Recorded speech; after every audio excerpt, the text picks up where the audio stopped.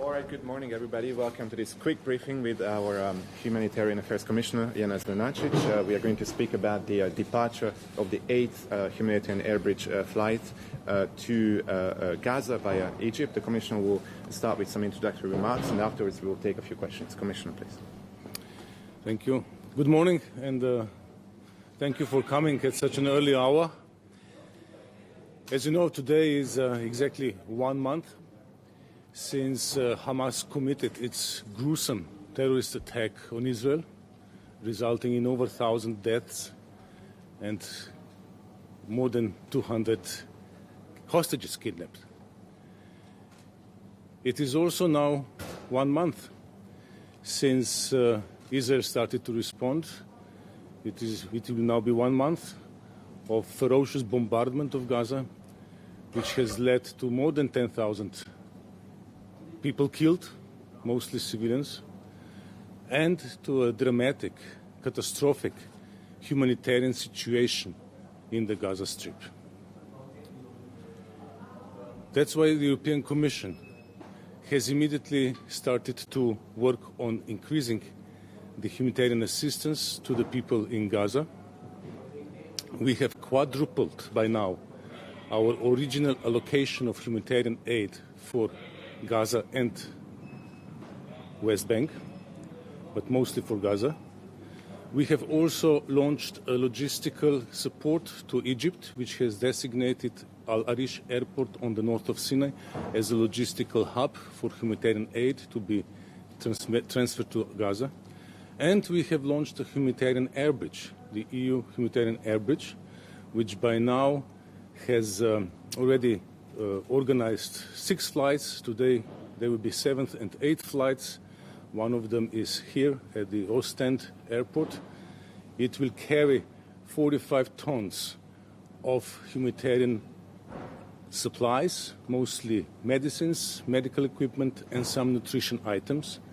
This cargo is provided by our humanitarian partners, the Médecins du Monde, the UNFPA, the UN Population Fund, and the French Centre de Crise de Soutien. These are our partners on these flights. We have many more partners on other flights, and we will continue with this humanitarian air bridge as long as necessary. But the biggest challenge at the moment for the civilian population of Gaza is humanitarian access.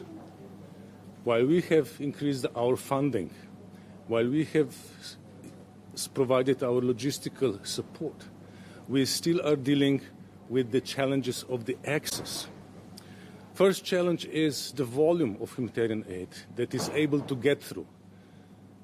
The number of trucks that are able to enter the Gaza Strip is far too low. So far, in this 1 month, about 500 trucks have been able to enter the Gaza Strip with humanitarian aid.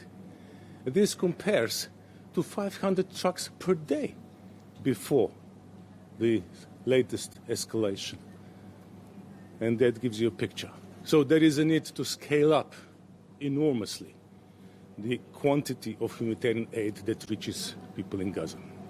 The second challenge is the need to ensure safe and unrestricted access for humanitarian aid to all people in Gaza, wherever they are, not just in the southern part, but everywhere where there are people who need humanitarian assistance. And another restriction that needs to be removed is a restriction on fuel. Fuel is desperately needed in Gaza Strip. Fuel is needed in order to power generators, to run hospitals, to operate the water pumps and desalination plants, to run bakeries, and not least to enable humanitarian workers to move around and provide the supplies to people who need it. So this is the picture. We will continue to work on the improving of access. We'll continue to impress on all the parties to introduce the necessary arrangements. You call it humanitarian windows, pauses, or ceasefires, but whatever is necessary in order to ensure that there is a safe and unrestricted access of humanitarian aid to all people in Gaza who need it. This is not something that is optional. This is something that is the international legal obligation of all the parties involved under the international humanitarian law. Thank you. Thank you, Commissioner. Any questions? Alice, please. 2 questions. The first one is, could you potentially provide us an update on the work that's been done to open other land crossings apart from Rafah? And the second question is over maritime corridor, which Emmanuel Macron and Ursula von der Leyen have now talked about. Could you tell us what's been done regarding that, what capabilities it might involve, and the timeline, if there is one? We are calling for safe and unrestricted access for humanitarian aid. That's what the international law says. That means that as many entry points as necessary need to be available. If there is sufficient capacity at the Rafah, then we should do it through Rafah crossing. If not, additional land crossings should be opened, including, for instance, Kerem Shalom. We are also looking with interest in the ideas for a maritime corridor. The problem with the maritime corridor is that at the moment there is no functioning port on the Gaza shore, so this would need to be fixed somehow. But in short, we are in favor of all possible entry routes for the access of humanitarian aid into the Gaza Strip. Thank you. Please introduce yourself. Florian Neuhan from ZDF German TV. Commissioner, how does the EU make sure that these goods don't end up in the hands of Hamas? My first question. And the second question, you said you will continue as long as necessary. So there are more flights planned now. Can you be a bit more precise on that, please? First of all, I believe everybody knows who supports Hamas, and this is not the EU. And the European Union assistance, be it humanitarian or development assistance, has always reached its destination. When it is humanitarian assistance, we work with our humanitarian partners, who are trusted partners, who have strong safeguards in place in order to ensure that the assistance reaches the people who need it. There have been never any credible indications or proofs, let alone proofs, that European humanitarian aid has ended in the wrong hands. Why? Because we have strong monitoring safeguards in place. We have strong reporting mechanisms in place for our humanitarian partners. So I think that all this speculation that European humanitarian and other assistance may have ended up in the Hamas hands are without any real basis. There is no real basis that I'm aware of. On the contrary, we have very strong safeguards in place to make sure that our assistance reaches people to whom it is dedicated.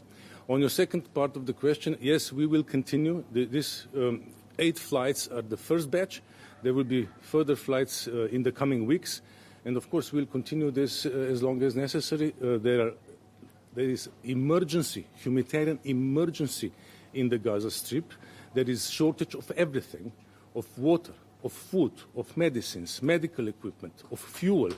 And we need to use every tool available that we have in order to provide this necessary assistance. Good morning. Nordin Fid from Al Arabiya News Channel. It's a follow-up to the question to my confrère about the Kerem Shalom crossing point.